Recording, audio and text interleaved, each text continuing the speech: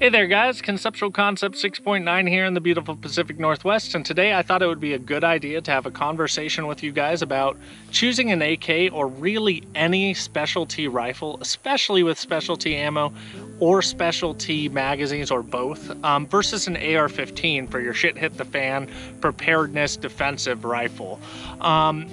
I know a lot of guys who have been following the channel for a while know I am super into AKs. They are hands down my favorite platform. I've got 15 plus years of experience shooting them. They're just what I'm comfortable with. So last year I really gave it some thought and I was like, man, you know, there are a lot of issues with choosing this for my primary rifle. So I really delved into training with an AR-15, trying to get accustomed to it, getting familiar, learning it, being really confident with that system. And I feel like I got pretty close to there, but there were still some things that I really didn't like about it. And I'll go ahead and annotate the video. Hopefully I got the right side this time. I don't know why I have trouble with this, but I'll annotate the video of the unique complications of trying to switch from an AK to an AR, but there were a few, and since I put several thousand rounds through an AR-15, I've really been questioning, like, I like the AK better. I like almost everything about the AK better. All right, so let's get into some considerations when it comes to choosing an AK over an AR for your shit hit the fan, end of world, end of days, preparedness rifle. So let's start with the smallest one in my eyes, but also probably one of the biggest things I've heard working in two different gun shops over the last 9 years.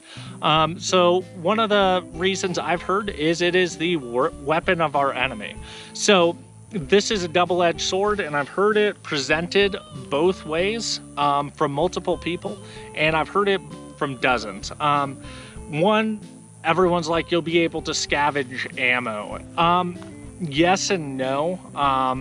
Good chance if we're getting invaded, there'll be multiple countries doing so.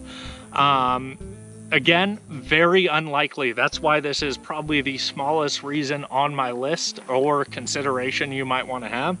But if we're getting invaded, it's probably going to be by China, which is using the QBZ, whatever number they've decided. I'll go ahead and annotate that somewhere. Russia, which they're 20 years behind after the Ukraine war, so they won't be playing a big part in the near future.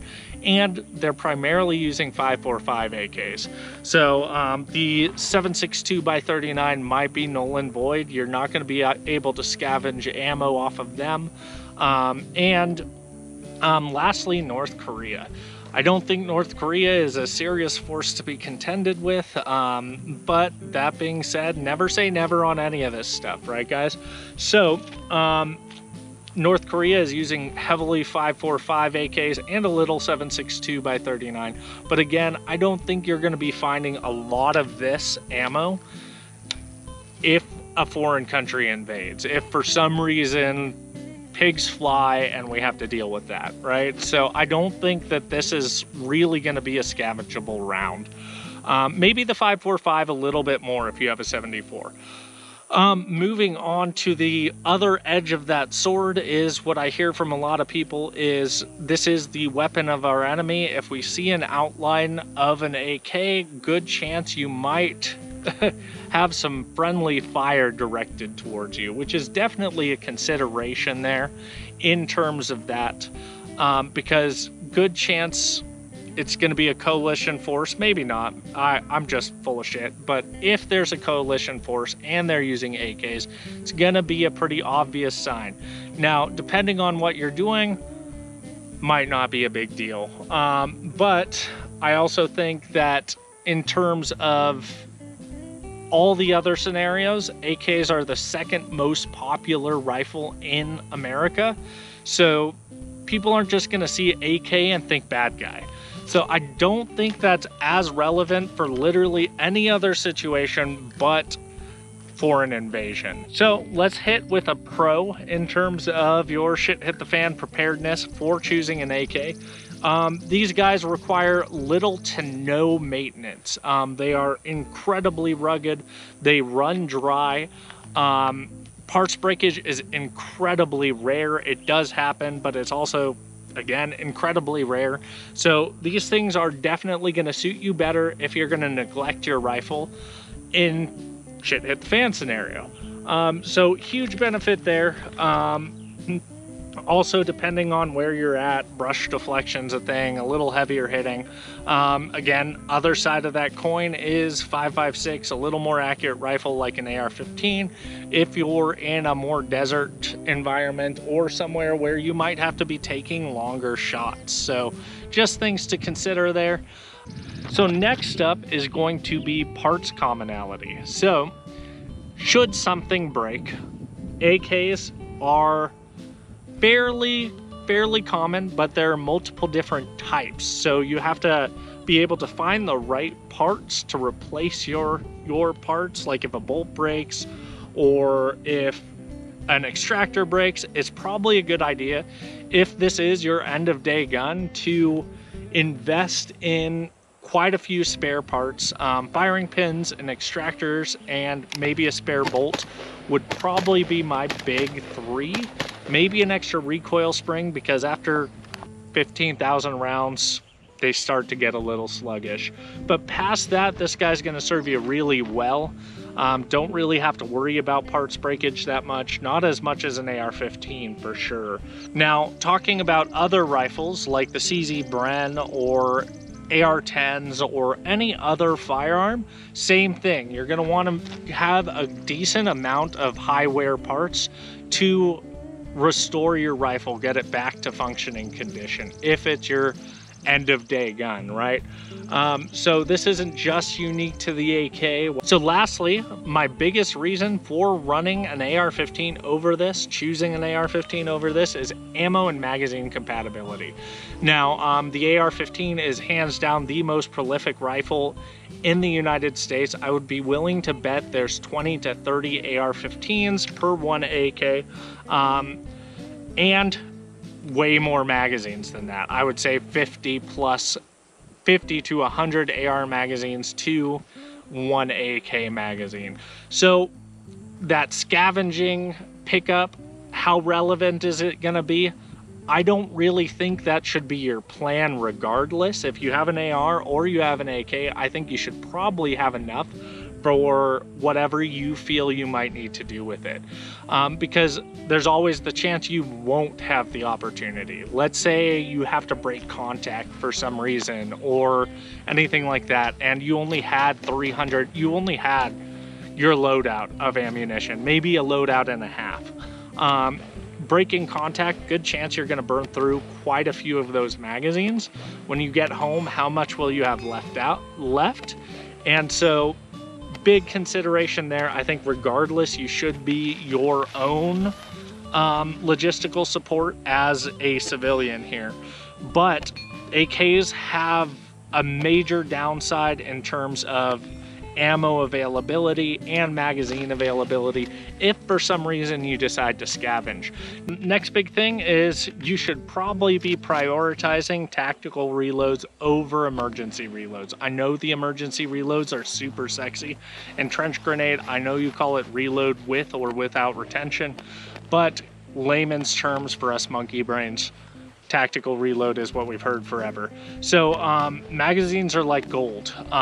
Once you run out, you've got a single shot bolt action rifle. So retaining those magazines, even if you're using an AR-15 in 5.56, is an excellent idea, unless it is last ditch effort and you're probably gonna get shot anyways in that 2 to 4 seconds it takes you to reload.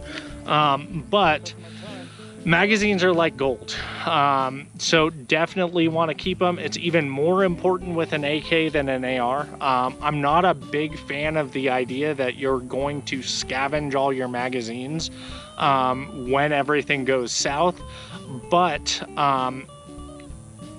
AKs definitely have a downside to that. Like I said before, I'd say there's probably one AK magazine for every 50 to 100 AR-15 magazines. So if for some reason scavenging is your plan, or you're lucky enough to scavenge, it's much less likely that you're going to find magazines for this. So definitely make sure to retain those magazines. You are your own logistical supply in most of these scenarios, so have enough on hand as well. I personally really like the idea of 25 magazines.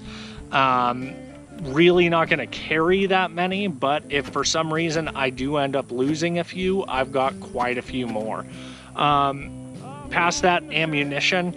Again, ammunition is pretty big deal as well, because ideally you're going to be avoiding firefights because you're probably going to die if you get in multiple. But if for some reason you get in multiple firefights and you only have 300 to 400 rounds of ammo for this, probably didn't plan well, because you're probably not going to find more. If you do, good on you, lucky, great. I'm here for it. I might even be wrong there. But again, you're probably not going to find it, so definitely have plenty on hand. Lastly, a huge thing that you should consider is if you are planning on having some kind of community, are they all running AKs as well? Are you going to be able to share magazines and ammunition with them? Most people would say no. So big downside there. So you have to ruck in enough magazines. You need to carry enough magazines to support yourself, because it's not your teammates' job to carry extra mags for you. So I'm still fighting with myself on whether I want to run an AK if shit hits the fan, just because I like so many features of it. I'm so familiar with it. I know it. It's the rifle I could operate almost blindfolded. But these are all concerns you should probably consider if you're deciding to run an AK as your primary for end of days. Now, one thing I did want to add in is I know they make 5.56 AKs that accept AR magazines. I just haven't heard of many working very well.